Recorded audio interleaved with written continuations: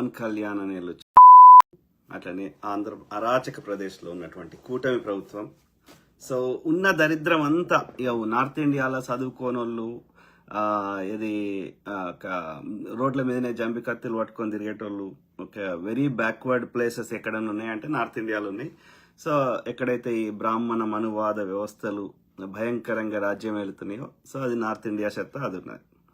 So కానీ గతంలో ఎంతో వైభవాన్ని చూసినటువంటి మద్రాసు రాష్ట్రంలో ఉన్నటువంటి ఆంధ్రప్రదేశ్ ఏది ఒక సంఘ సేవకులు కానీ స్వతంత్ర సమరయోధులు కానీ సో అంటే ఎంతో రెవల్యూషనరీ ఒకప్పుడు ఉన్నటువంటి బందరు పోర్ట్ ఉన్నటువంటి ఓకే.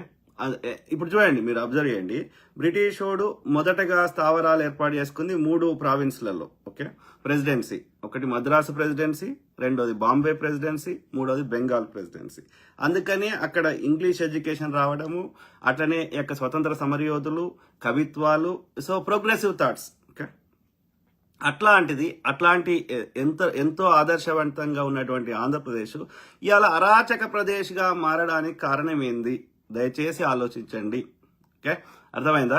Very unfortunate. సిగ్గు, శరం, మానం, లజ్జ ఏమీ లేదు ఓకే. అట్లా తయారు చేసి పెట్టిర్రు ఆంధ్రప్రదేశ్ని. పెంట అంటారు చూసినరా, పెంట కంపు చేసి పెట్టిర్రు ఓకే. ఒకడు ప్రశ్నిస్తే ప్రశ్నించకూడదు, ఒక పెట్టుబడి రాకూడదు. అది ఏందిరా మీ బతుకులు కదా? అరే పవన్ కళ్యాణ్ కొడుక, నువ్వు ఆంధ్రప్రదేశ్కి ఉప ముఖ్యమంత్రిగా ఉండి తెలంగాణలో ఎందుకున్నారా నీ ఆస్తులు? తెలంగాణలో ఎందుకున్నావు నువ్వు? ఆంధ్రప్రదేశ్కి దొబ్బేయచ్చు కదా. అర్థమైందా? ఎక్కడైనా ఉండొచ్చు, మరి ఎక్కడైనా ఉంటే ఆంధ్రప్రదేశ్ తెలంగాణ ముఖ్యమంత్రిగా దేశానికి ప్రధానమంత్రిగా అర్థమైందా? సో నువ్వు ఆంధ్రప్రదేశ్ ముఖ్యమంత్రిగా ఉన్నప్పుడు నీ పెట్టుబడులు ఆంధ్రప్రదేశ్లో పెట్టడానికి, నీ ఫిల్మ్ ఇండస్ట్రీ ఆంధ్రప్రదేశ్లో ఉండడానికి మీకు ఇష్టం లేదు. ఎందుకంటే మీకు తెలుసు మీ ఆంధ్రప్రదేశ్ అనేది కులగజ్జితోటి, మత గజ్జితోటి, అరాచకంతో, హింసతోటి, పెంట కంపుతోటి ఆంధ్రప్రదేశ్ అనేది ఇలా తయారైంది ఉంది అనేది మీకు తెలుసు. కాబట్టి మీరు ఆ పెంట కంపులో ఉండడానికి మీరు ఇష్టపడతలేరు. కాబట్టే ఇక్కడ తెలంగాణలో నేరం తక్కువ ఉంది, తెలంగాణ ప్రజల యొక్క మనసులు నిష్కల్మషంగా ఉన్నాయని వీరి మంచితనాన్ని మీరు అడ్వాంటేజ్ గా తీసుకొని ఇక్కడ మా మీద ఆంధ్రప్రదేశ్లో ఏ పెంట కంపు చేసిరో తెలంగాణలో చేసే ప్రయత్నం చేస్తే షీరి సింత కడతాం. సో కాబట్టి ఆంధ్రప్రదేశ్ కూడా బాగు చేసుకున్నారా బోసిడికి అంటే ఎవ్వడు మంచిగుంటే వాంది మాకు కావాలంటారు.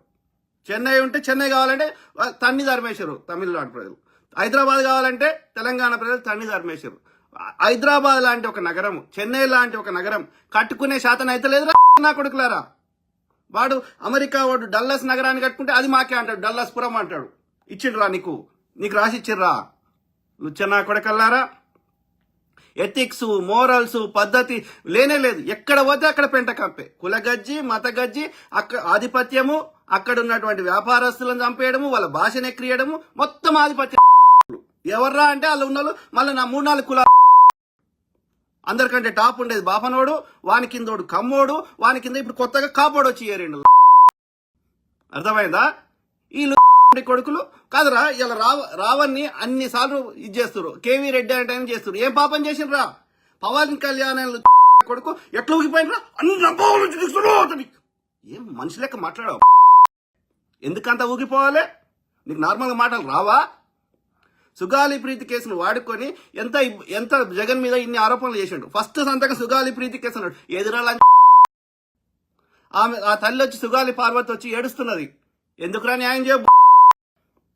3 పిల్లలు ఎందుకు అవసరం రా? ఏ సనాతన ధర్మంలో 3 పిల్లలు రాసిండ్రా? రాముడు వాడు రావణాసురుడు ఎత్తుకోపోతే మరి రాముడు ఇంకో దాన్ని వేసుకోలే కదా 3 పిల్లలు. ఎవ్వడు ప్రశ్నిస్తే వాడిని ఇబ్బంది పెట్టుడే. ఇది చెప్పిర్రా రామాయణంలా? ఇది చెప్పిర్రా సనాతనంలా? ఇది చెప్పిర్రా నీ ఋగ్వేదంలా? కొడక సిగ్గుచరంగా మాకు మాట్లాడరా?